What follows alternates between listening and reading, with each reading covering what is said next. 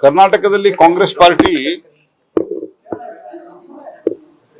ಸಿದ್ದರಾಮಯ್ಯನವರ ನೇತೃತ್ವದಲ್ಲಿ ಡಿ.ಕೆ. ಶಿವಕುಮಾರ್ ನೇತೃತ್ವದಲ್ಲಿ ಸುಳ್ಳು ಭರವಸೆಗಳನ್ನ ಕೊಟ್ಟು ಯಾವುದೇ ರೀತಿಯಾದಂತ ಪೂರ್ವಾಲೋಚನೆ ಇರಲಾರದೆ ಮುಂದಾಲೋಚನೆ ಇರಲಾರದೆ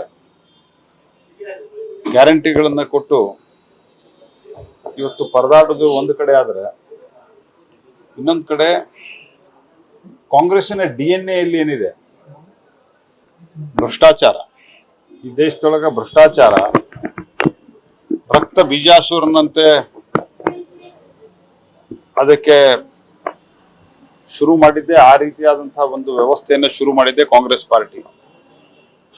ಭ್ರಷ್ಟಾಚಾರ ಅನ್ನುವಂತಹ ಸಾವಿರಾರು ಲಕ್ಷಾಂತರ ಮೊಟ್ಟೆಗಳನ್ನ ಇಟ್ಟು ಅದಕ್ಕೆ ಸದಾ ಕಾಲಕ್ಕೂ ಕಾವು ಕೊಟ್ಟುಕೊಂಡು ಬಂದಿರುವಂತಹ ಪಾರ್ಟಿ ಕಾಂಗ್ರೆಸ್ ಪಾರ್ಟಿ.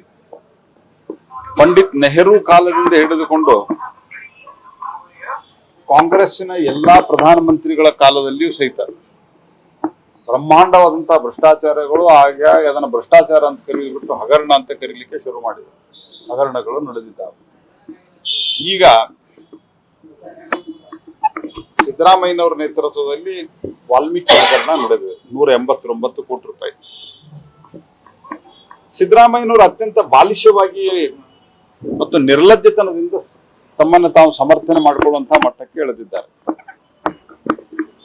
ಅಧಿಕಾರಿಗಳಿಂದಾಗಿರೋದಂತಾದ್ರೆ ನಾಗೇಂದ್ರ ರಾಜೀನಾಮೆ ಕೊಡಿಸಿದೆ. SIT ಅವ್ರನ್ನ ಕ್ವಶನ್ಗೆ ಕರೆದಿತ್ತು.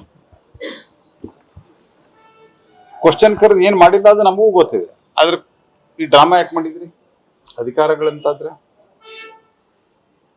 ಒಬ್ಬ ವ್ಯಕ್ತಿ ಡೆತ್ ನೋಟ್ ನಲ್ಲಿ ಬರೆದದ್ದು ಹಿಂದೆ ಈಶ್ವರಪ್ಪನವ್ರ ಪ್ರಕರಣದಲ್ಲಿ ಏನೂ ಇರಲಾರದೆ ಅವರು ಆರ್ಡರ್ ಇರಲಾರದೆ ಕೆಲಸ ಮಾಡಿದ್ರು. ಇದೇ ಬೆಳಗಾವಿ ಜಿಲ್ಲೆಯಲ್ಲಿ ದೇರ್ ವಾಸ್ ನೋ ಆರ್ಡರ್. ಇಲ್ಲ ಬಾಯಿಂದ ಹೇಳಿದ್ರು ನಾನು ಮಾಡಿದೆ, ನನ್ ಬಿಲ್ ಕೊಡ್ತಾ ಇಲ್ಲ, ಅವ್ರು ದುಡ್ಡು ಕೇಳಿದ್ರು ಅಂತ ಅವನು ಹೇಳಿದ, ಅವನು ವಾಟ್ಸಾಪ್ದಲ್ಲಿ ಇತ್ತು ಅನ್ನೋ ಕಾರಣಕ್ಕಾಗಿ ಅವ್ರಿಗೆ ರಾಜೀನಾಮೆಯನ್ನು ಕೊಡ್ಲಿಕ್ಕೆ ಒತ್ತಾಯ ಮಾಡಿದ್ರು. ನಾವು ನೈತಿಕತೆಯಿಂದ ಸನ್ಮಾನ್ಯ ಈಶ್ವರಪ್ಪನವ್ರು ಅವತ್ತು ರಾಜೀನಾಮೆಯನ್ನು ಕೊಟ್ಟರು. ಇವತ್ತೇನಾಗಿದೆ, ನಾಗೇಂದ್ರನ್ ಡೆತ್ ನೋಟ್ನಾಗ ಹೆಸರದ ಅವರ ಇಬ್ಬರು ವ್ಯವಸ್ಥಾಪಕ ನಿರ್ದೇಶಕ ಮತ್ತು ಆ ಎಂಪ್ಲಾಯಿಯ ಸಂಭಾಷಣೆಯಲ್ಲಿ ಬಂದಿದೆ. ನಮಗೂ ಒಂದ್ ಸ್ವಲ್ಪ ಸಿಕ್ಕದ, ಉಳಿದದ್ದೆಲ್ಲ ರಾಜಕಾರಣಿಗಳಿಗೂ ಮುಟ್ಟಿದೆ ಅಂತನ್ನುವಂಥದ್ದು. ಅದಾದ ನಂತರ ಬ್ಯಾಂಕಿನವ್ರು ಹೆಂಗ್ ಕೊಟ್ರು ಅಂತ ಪ್ರಶ್ನೆ ಮಾಡ್ತಾರೆ ಸಿದ್ದರಾಮಯ್ಯನವರೇ. ನೀವು ರೆಸಲ್ಯೂಷನ್ ಮಾಡಿ ಕೊಟ್ಟ ನಂತರ ನಿಮ್ಮ ಇಮೇಲ್ ಹೋದ ನಂತರ ಬ್ಯಾಂಕ್ನವರು ನೀವು ವಸಂತ ನಗರ ಬ್ರಾಂಚ್ ಇಂದ MG ರೋಡ್ ಟ್ರಾನ್ಸ್ಫರ್ ಮಾಡ್ಲಿಕ್ಕೆ ಬರೆದು ಕೊಟ್ಟವ್ರು ಯಾರು? ಅಲ್ಲಿಂದ ನಿಮ್ಮೆಲ್ಲ ಬೇಕಾದಂತ ನಿಮ್ಮ ಕಳ್ಳ ಕದಿಮ ಫ್ರೆಂಡ್ಸ್ಗಳಿಗೆ ಯಾವ ರೀತಿ ಅಕೌಂಟ್ ನಲ್ಲಿ ದುಡ್ಡು ಟ್ರಾನ್ಸ್ಫರ್ ಆಯ್ತು, ಅವರಿಂದ ವಿತ್ಡ್ರಾವಲ್ ಹೆಂಗ್ ಮಾಡಿಸಿದ್ರಿ ನೀವು? ಇದೆಲ್ಲವೂ ನೋಡಿದ್ರೆ ಅಕಸ್ಮಾತ್ ಬ್ಯಾಂಕಿನ ಯಾವುದೋ ಅಧಿಕಾರಿ ಅದರಲ್ಲಿ ಶಾಮೀಲಾಗಿದ್ದಾನೆ ಅಂದ್ರೆ ಅವನ ಮೇಲೆ ಕ್ರಮ ಆಗ್ತದೆ. ಆದ್ರೆ ಇದರಲ್ಲಿ ಈ ಟ್ರಾನ್ಸ್ಫರ್ ಮಾಡೋದ್ರಲ್ಲಿ ನೇರವಾಗಿ ನಿಮ್ಮ ಮಂತ್ರಿಗಳ ಕೈವಾಡ ಇದೆ. ನಿಮಗ್ ಗೊತ್ತಿರಲಾರ್ದು ಆಗ್ಲಿಕ್ಕೆ ಸಾಧ್ಯವೇ ಇಲ್ಲ. ಇದು ನಿಮ್ಗೇನು ತಪ್ಪು ಮಾಡಿಲ್ಲ ಅಂದ್ರೆ ನೀವು CBI ಕೊಡಕ್ಕೆ ಹೆದರ್ತಾ ಇದ್ದೀರಿ? ದೇಶದಾಗ ಕಾನೂನು ಇದೆ, ಕೋರ್ಟ್ ಇದೆ. CBI ಬಂದ್ರೆ ನಿಮ್ಮನ್ನ ಒಳಗೆ ಹಾಕಿಬಿಡುತ್ತೆ ಭಯ ಯಾಕೆ ನಿಮಗೆ? ಸಮಗ್ರವಾದಂತ ನೀವು ನಿಮ್ಮ ಮಂತ್ರಿಗಳ ವಿರುದ್ಧ ನಿಮ್ಮ ವಿರುದ್ಧ ತನಿಖೆಯನ್ನ ನಿಮ್ಮ SIT ಮಾಡಕ್ಕಾಗತ್ತಾ? ಅವ್ರನ್ನ ಟ್ರಾನ್ಸ್ಫರ್ ಮಾಡೋರು ನೀವು ನಾಳೆ ಬೇಡ ಅಂದ್ರೆ ಅವ್ನು ತೆಗೆದು ಹಾಕ್ಲಿಕ್ಕೆ ನಿಮ್ಗೆ ಅಧಿಕಾರ ಇದೆ. ಹಾಗಾಗಿ ಇಂಡಿಪೆಂಡೆಂಟ್ ಏಜೆನ್ಸಿಯಿಂದ ಆಗಬೇಕು. ಈ ರೀತಿ ವಿತಂಡವಾದವನ್ನ ಮಂಡಿಸಬಾರದು. ಮತ್ತು ನನ್ನ ಸಾರ್ವಜನಿಕ ಬದುಕು ಅತ್ಯಂತ ಏನದು ಶುದ್ಧ ಹಸ್ತವಾಗಿದೆ ಅಂತ ಹೇಳಿದ್ದಾರೆ. ಆಬ್ಲೋಟ್ ವಾಚ್ ತಗೊಂಡಿದ್ರಲ್ಲ, ಅದೇನಾಯ್ತು? ರೀಡು ಅರ್ಕಾವತಿ ರೀಡು ಹಗರಣದಲ್ಲಿ ಇವತ್ತು ಕೂಡ ಕೆಂಪಣ್ಣ ಆಯೋಗದ ವರದಿಯನ್ನ ಇವತ್ತು ಬಿಡುಗಡೆ ಮಾಡ್ರಿ. ಯಾಕೆ ಮಾಡ್ತಾ ಇಲ್ಲ?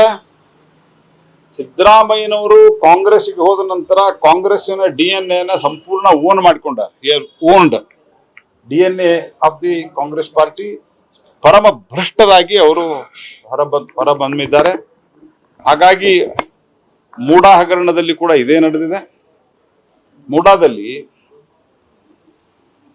ನಾನು ಮೊದಲೂ ಹೇಳಿದ್ದೆ, ಡಿನೋಟಿಫಿಕೇಶನ್ ಆದಾಗ ಆ ವ್ಯಕ್ತಿ ಸತ್ತಿದ್ದ. ಓಕೆ, ನೀವು ನೀವೇನ್ ನಿಮ್ಮ ಹೆಸರಿಗೆ ನಿಮ್ಮ ಪತ್ನಿಯ ಅಣ್ಣನ ಹೆಸರಿಗೆ ಟ್ರಾನ್ಸ್ಫರ್ ಆಯ್ತಲ್ಲ ಲ್ಯಾಂಡ್, ಅಷ್ಟೊತ್ತಿಗೆ ಮೂಡಾದವರು ಅಲ್ಲಿ ಡೆವಲಪ್ಮೆಂಟ್ ಮಾಡಿ ಅನೇಕರಿಗೆ ಸೈಟ್ಗಳನ್ನ ಹಂಚಿದ್ರು. ಇದು ನಿಮ್ಗೆ ಗೊತ್ತಾಗ್ಲಿಲ್ವಾ? ನಿಮ್ಗೆ 2013ರಲ್ಲಿ ನೀವು ಇದನ್ನ ತೋರಿಸಿಲ್ಲ. 2013ರಲ್ಲಿ ತೋರಿಸಿಲ್ಲ, 18ರಲ್ಲಿ 8 ಲಕ್ಷ ತೋರಿಸಿದ್ರಿ, 23ರಲ್ಲಿ 18ರಲ್ಲಿ 8 ಲಕ್ಷ ತೋರಿಸಿದ್ರಿ, 23ರಲ್ಲಿ 25 ಕೋಟಿ ತೋರಿಸಿದ್ದೀರಿ. 65 ಕೋಟಿ ಯಾಕೆ ನಿಮ್ಗೀಗ ಪರಿಹಾರ? ಏನು ಅಂದಾಜುಂದಿ ನಡೆಸಿರಿ ನೀವು. ಹಿಂಗಾಗಿ 62 ಕೋಟಿ ಕೊಡೋದಾದ್ರೆ ಮತ್ತೆ ನಿಮಗ ಯಾವ ಭೂಮಿಯಲ್ಲಿ ವಶಪಡಿಸ್ಬಿಟ್ರೆ ಅಲ್ಲಿ ಬಿಟ್ಟು ಯಾಕೆ ಬೇರೆ ಅತ್ಯಂತ ಪ್ರತಿಷ್ಠಿತ ಬಡಾವಣೆಯಲ್ಲಿ ಭೂಮಿ ಬೇಕು ನಿಮ್ಗ? ಇವೆರಡಂತೂ ಸಿದ್ದರಾಮಯ್ಯನವರ ನೇರ ಅವರ ಹಸ್ತಕ್ಷೇಪದಿಂದ, ಅವರ ಆಶೀರ್ವಾದದಿಂದ ಈ ಹಗರಣಗಳು ನಡೆದಿದೆ. ಸಿದ್ದರಾಮಯ್ಯನವರು ರಾಜೀನಾಮೆಯನ್ನ ಕೊಟ್ಟು ಸಿಬಿಐ ತನಿಖೆಯನ್ನು ಎದುರಿಸಬೇಕು. ಶುದ್ಧಾಸ್ತ್ರ ಆದ್ರೆ ವಾಪಸ್ ಕಾಂಗ್ರೆಸ್ ಪಾರ್ಟಿ ಅವರನ್ನ ಮುಖ್ಯಮಂತ್ರಿ ಮಾಡಿ. ರಾಜ್ಯದಲ್ಲಿ ಸಾಕಷ್ಟು ಮಳೆ ಬರ್ತಾ ಇದೆ, ಆದ್ರೆ ಸರ್ಕಾರ ಕೂಡ ಆದ್ರೆ ಮಳೆ ಬಿದ್ದವರಿಗೆ ಸರಿಯಾದ ರೀತಿ ಪರಿಹಾರ ಕೊಡ್ತಾ ಇಲ್ಲ. ನೋಡಿ, ಎಲ್ಲಿಯೂ ಪರಿಹಾರ ಕೊಡ್ತಾ ಇಲ್ಲ. ಹಿಂದೆ ಯಡಿಯೂರಪ್ಪನವರಿದ್ದಾಗ ಮನೆ ಬಿದ್ದರೆ 5 ಲಕ್ಷ ಅಂತ ನಾವು ಮಾಡಿದ್ವಿ. ಇಲ್ಲೂ ಕೂಡ ಅನೇಕರಿಗೆ ಅಭಯ ಪಾಟೀಲ್ರು ಇತ್ಯಾದಿ ಉಳಿದವರು ಕೊಡಿಸಿದ್ರು. ಈಗ ಅದನ್ನು 1 ಲಕ್ಷ ಅಂತ ಮಾಡಿದ್ದಾರೆ. ನೀರು ಮನೆ ಒಳಗೆ ಹೊಕ್ಕರೆ 10,000 ರೂಪಾಯಿ ಅಂತ ಮಾಡಿದ್ವಿ, ಅದನ್ನ 5,000 ಮಾಡಿ ಇಟ್ಟಿದ್ದಾರೆ. ಜನರ ಬಗ್ಗೆ ಕಾಳಜಿ ಇಲ್ಲ. ಮೇಲೆ ಗ್ಯಾರಂಟಿ ಹೆಸರಿನಲ್ಲಿ ಅರ್ಧಮರ್ಧ ಗ್ಯಾರಂಟಿ ಕೊಟ್ಟು ಪೆಟ್ರೋಲ್ ಡೀಸೆಲ್ ಬೆಲೆಯನ್ನ ಯಾವ ರಾಜ್ಯದವರು ಇತ್ತೀಚೆಗೆ ಜಾಸ್ತಿ ಮಾಡಿಲ್ಲ. ಇದನ್ನ ಇವರು ಜಾಸ್ತಿ ಮಾಡಿ ಜನರ ಮೇಲೆ ಹೊರೆ ಹಾಕಿದ್ದಾರೆ ಮತ್ತು ಪರಿಹಾರನೂ ಕೊಡ್ತಾ ಇಲ್ಲ. ಇದನ್ನ ನಾನು ಸರ್ಕಾರಕ್ಕೆ ಒತ್ತಾಯ ಮಾಡ್ತೀನಿ, ತಕ್ಷಣ ಎಚ್ಚೆತ್ಕೊಳ್ರಿ, ಕೆಲಸ ಮಾಡ್ರಿ. ಮೊದಲು ನೀವು ರಾಜೀನಾಮೆ ಕೊಡ್ರಿ, ಉಳಿದೆಲ್ಲ ಸರಿ. ಎಲ್ಲ ಉಸ್ತುವಾರಿ ಸಚಿವರು ತಮ್ಮ ಕ್ಷೇತ್ರಕ್ಕೆ ಆಗಿಬಿಟ್ಟಾರ ಅವ್ರು. Thank you.